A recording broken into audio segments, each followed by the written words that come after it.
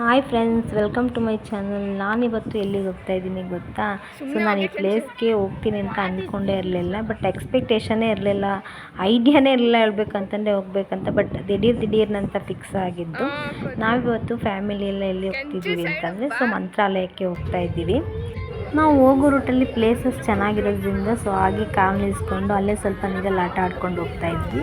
ನಾವು ಹೋಗೋ ರೂಟ್ ಬಂದುಬಿಟ್ಟು ಮಂತ್ರಾಲಯಕ್ಕೆ ನಾವು ಹೊಸಪೇಟೆ ರೂಟಲ್ಲಿ ಹೋಗ್ತಾ ಇರೋದು. ಹೊಸಪೇಟೆಯಲ್ಲಿ ಶಿರಾಗುಪ್ಪ ಅನ್ನೋ ಒಂದು ರೂಟಲ್ಲಿ ಹೋಗ್ತಾ ಇರೋದು. ಸೊ ಮಂತ್ರಾಲಯಕ್ಕೆ ಈ ರೂಟಲ್ಲೂ ಕೂಡ ಹೋಗ್ಬೋದು.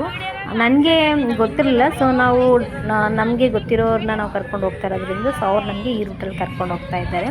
ಸೊ ತುಂಬ ಚೆನ್ನಾಗಿದೆ, ಚೆನ್ನಾಗಿ ಎಂಜಾಯ್ ಮಾಡ್ಕೊಂಡು ಹೋಗ್ತಾ ಇದ್ವಿ. ಅದರಲ್ಲಂತೂ ಈ ಕಡೆ ಶಿರಾಗುಪ್ಪ ಹೊಸಪೇಟೆ ರೂಟಲ್ಲಿ ಹೋಗ್ತಾ ಇರೋದು, ಆ ಸೀನರಿ ಮಾತ್ರ ತುಂಬ ಚೆನ್ನಾಗಿತ್ತು. ಇದು ಬಳ್ಳಾರಿ ಡಿಸ್ಟಿಕ್ ಆಗಿರೋದ್ರಿಂದ ಈ ಕಡೆ ಎಲ್ಲ ನೀರಾವರಿ ಜಮೀನು. ಅಂದರೆ ನಾವು ಬಂದಾಗ ಅಂದರೆ ಹಂಪಿ ನೋಡೋಕ್ಕೆಲ್ಲ ಬಂದಾಗ ಅಲ್ಲಿ ಅಂದರೆ ಅಷ್ಟು ಬಿಸ್ತಿತ್ತು. ಸೊ ಈಗ ಈ ರೂಟಲ್ಲಿ ಹೋಗ್ತಾ ಇರೋದ್ರಿಂದ ನಿಜ ನನಗೆ ಎಷ್ಟು ಖುಷಿ ಆಗ್ತಿದೆ ಅಂದರೆ, ನೀವು ಎಲ್ಲಿವರೆಗೂ ನೋಡ್ತೀರ ಅಲ್ಲಿವರೆಗೂ ಬರೀ ಭತ್ತದ ಗದ್ದೆನೇ. ಎಷ್ಟು ಚೆನ್ನಾಗಿರುತ್ತೆ ಅಂದರೆ, ನಾನು ಹಾಗೆ ಸ್ವಲ್ಪ ವೀಡಿಯೋ ಕೂಡ ಮಾಡಿದ್ದೀನಿ. ಮತ್ತು ಅಲ್ಲಲ್ಲೇ ಕೆರೆಗಳಲ್ಲೇ ನೀರು ತುಂಬಿಕೊಂಡಿರುತ್ತೆ, ಮತ್ತು ರೋಡ್ ಮೇಲೆ ನೀರು ಹರಿಯೋದು ಜಾಸ್ತಿ. ಮಳೆ ಬಂದಾಗಂತೂ ರೋಡ್ ಮೇಲೆ ನೀರು ಇರುತ್ತಂತೆ, ಅಂದರೆ ರೋಡೇ ಕಾಣಲ್ಲ ಅಷ್ಟು ನೀರು ಬರುತ್ತಂತೆ. ಅಂದರೆ ತುಂಬ ಮಳೆ ಆಗುತ್ತೆ ಅಂತ ಹೇಳ್ತಾ ಇದ್ರು. ಮತ್ತು ನಾವು ಮಂತ್ರಾಲಯಕ್ಕೆ ಇದೇ ರೂಟಲ್ಲಿ ಹೋಗಬೇಕು, ಅಂದರೆ ಇದು ಶಿರಾಗುಪ್ಪ ರೂಟ್ ಅಂತ. ಇದಾದ ನಂತರ ಮುಂದೆ ಆಂಧ್ರ ಬಾರ್ಡ್ರ್ ಸಿಗುತ್ತೆ, ಅಂದರೆ ಕರ್ನಾಟಕ ಆಂಧ್ರ ಮಿಡಲಲ್ಲಿ ನಿಮಗೆ ಸಿಗುತ್ತೆ. ಈ ರೂಟಲ್ಲಿ ಹೋದರೆ ನಿಮಗೆ ಅರ್ಧ ಆಂಧ್ರ ಅರ್ಧ ಕರ್ನಾಟಕ ಆ ರೀತಿ ಸಿಗುತ್ತೆ. ಇದು ಶಿರಾಗುಪ್ಪ ರೂಟ್ ಬಂದುಬಿಟ್ಟು ನಿಮಗೆ ಮಂತ್ರಾಲಯಕ್ಕೆ ಹೋಗುವಂಥ ರೂಟ್ ಬಂದುಬಿಟ್ಟು. ನಾವು ಮಂತ್ರಾಲಯಕ್ಕೆ ಬಂದ್ವಿ. ಆಲ್ರೆಡಿ ಡ್ಯಾಮಲ್ಲಿ ಕೂಡ ನೀರು ಬಿಟ್ಟಿರೋದ್ರಿಂದ ಸೊ ತುಂಗಭದ್ರಾ ಡ್ಯಾಮಿಂದ ನೀರು ಬಿಟ್ಟಾಗ ಇಲ್ಲಿ ನೀರು ಬರುತ್ತಂತೆ. ಸೊ ನಮ್ಮ ಪುಣ್ಯಕ್ಕೆ ನೀರು ಕೂಡ ಬಂದಿತ್ತು. ಸಮ್ಮರ್ ಸೀಸನಲ್ಲಿ ಅಷ್ಟು ನೀರು ಬರೋದಿಲ್ಲ. ಅದಾದಮೇಲೆ ನಾವು ಫ್ರೆಶ್ ಅಪ್ ಆಗೋಕ್ಕೆ ರೂಮ್ಗೆ ಅಂತ ಹೋದ್ವಿ. ಮತ್ತು ಇಲ್ಲಿ ನಿಮಗೆ ಫ್ರೀ ರೂಮ್ಸ್ ಸಿಗಲ್ಲ, ನಂಗೆ ಅದ್ರ ಬಗ್ಗೆ ಗೊತ್ತಿಲ್ಲ, ಬಟ್ ಫ್ರೀ ರೂಮ್ಸ್ ಹೇಗೋ ಗೊತ್ತಿಲ್ಲ. ಬಟ್ ಇಲ್ಲಿ ರೂಮ್ ಚಾರ್ಜಸ್ ಬಂದುಬಿಟ್ಟು 1000 ರೂಪೀಸ್ ಇರುತ್ತೆ.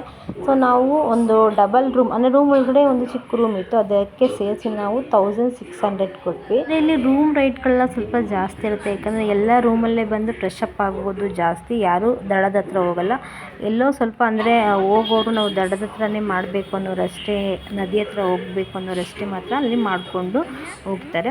ಅದಾದಮೇಲೆ ನಾವು ಫ್ರೆಶ್ ಅಪ್ ಎಲ್ಲ ಆಗಿ ನಾವು ದೇವಸ್ಥಾನಕ್ಕೆ ಹೋಗ್ತಾ ಇದ್ದೀವಿ. ಸೊ ನೀವು ನೋಡ್ತಾ ಇರ್ಬೋದು, ಅಲ್ಲೂ ಕೂಡ ತುಂಬ ಮಳೆ. ನಾವು ಹೋಗಿದ್ದ ಟೈಮೇ ಏನೋ ಗೊತ್ತಿಲ್ಲ, ತುಂಬ ಮಳೆ ಆಗ್ತಾಯಿತ್ತು ಮಾತ್ರ ಮಂತ್ರಾಲಯದಲ್ಲಿ. ಸೊ ನಾವೆಲ್ಲ ಫ್ರೆಶ್ ಅಪ್ ಆಗಿ ನಡ್ಕೊಂಡು ಹೋಗ್ತಾ ಇದ್ವಿ. ಬಟ್ ಅಲ್ಲಿ ಕ್ಲೀನ್ನೆಸ್ ನನಗೆ ಅಷ್ಟು ಇಷ್ಟ ಆಗಲಿಲ್ಲ. ಬಟ್ ದೇವಸ್ಥಾನದ ಹತ್ರ ಎಂಟ್ರಿ ಆದ ತಕ್ಷಣ ಏನೋ ಒಂಥರ ಪಾಸಿಟಿವ್ ವೈಬ್ರೇಷನ್ನು ತುಂಬ ಚೆನ್ನಾಗಿತ್ತು ಮಾತ್ರ.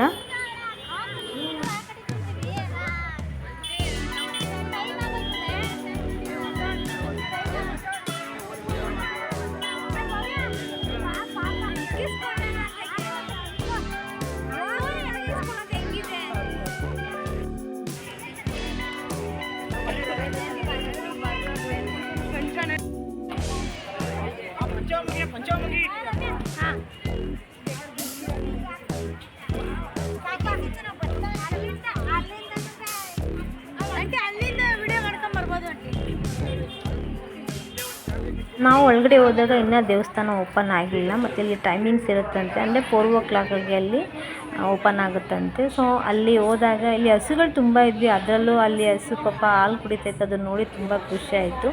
ಅದಾದ ನಂತರ ನಾವು ದರ್ಶನ ಎಲ್ಲ ಮುಗಿಸ್ಕೊಂಡು ಹೊರಗೆ ಬಂದ್ವಿ. ಬೇಗನೆ ದರ್ಶನ ಆಯಿತು, ಯಾಕಂದರೆ ಅಷ್ಟು ಜನ ಇರಲಿಲ್ಲ, ತುಂಬ ಚೆನ್ನಾಗಿತ್ತು. ಅದಾದಮೇಲೆ ಮತ್ತೆ ನಾವು ನೈಟ್ ಬಂದ್ವಿ. ನೈಟ್ ಅಂತಂದರೆ ನಾವು ಅಂದರೆ ಅಲ್ಲೇ ಸ್ಟೇ ಆಗಿರೋದ್ರಿಂದ ನೈಟ್ ಪರ್ಚೇಸಿಂಗ್ ಎಲ್ಲ ಮಾಡಬೇಕಿತ್ತು. ಹಾಗಾಗಿ ಮತ್ತೆ ನಾವು ದರ್ಶನ ಎಲ್ಲ ಮುಗಿಸಿ ರೂಮ್ಗೆ ಹೋಗಿ ಮತ್ತೆ ನೈಟ್ ಬಂದ್ವಿ. ಅಂದರೆ ಊಟ ಮಾಡಿಕೊಂಡು ನೈಟ್ ಒಂದೇ ಸಲ ಹೋಗೋಣ ಅಂತಂದ್ಬಿಟ್ಟು ಮತ್ತೆ ಪರ್ಚೇಸಿಂಗ್ ಎಲ್ಲ ಮಾಡ್ಕೊಳ್ಳೋಕೆ ಸರಿ ಹೋಗುತ್ತೆ ಅಂತ ನಾವು ನೈಟ್ ಬಂದು ಅಲ್ಲೆಲ್ಲ ಊಟ ಮಾಡಿಕೊಂಡು, ಅಂದರೆ 9 ಗಂಟೆಗೆ ಅಲ್ಲಿ ಕ್ಲೋಸ್ ಆಗುತ್ತೆ. ಕ್ಯೂ ಕೂಡ ತುಂಬಾ ಕಮ್ಮಿ ಇತ್ತು, ನಮ್ಮದೇ ಲಾಸ್ಟ್ ಕ್ಯೂ ಅಂತ ಕಾಣಿಸುತ್ತೆ. ಅದಾದಮೇಲೆ ನಾವು ಮುಗಿಸಿ ಪರ್ಚೇಸಿಂಗ್ ಎಲ್ಲ ಮಾಡಿಕೊಂಡು ನಾವು ಮಂತ್ರಾಲಯದಿಂದ ಹೊರಟು ಬಂದ್ವಿ. ಮತ್ತು ಮುಂದೆ ನಾವು ಯಾವ ಪ್ಲೇಸಿಗೆ ಹೋಗಿದ್ವಿ ಅದರ ವೀಡಿಯೋನ ಕಂಟಿನ್ಯೂ ಮಾಡ್ತೀನಿ. Thanks for watching.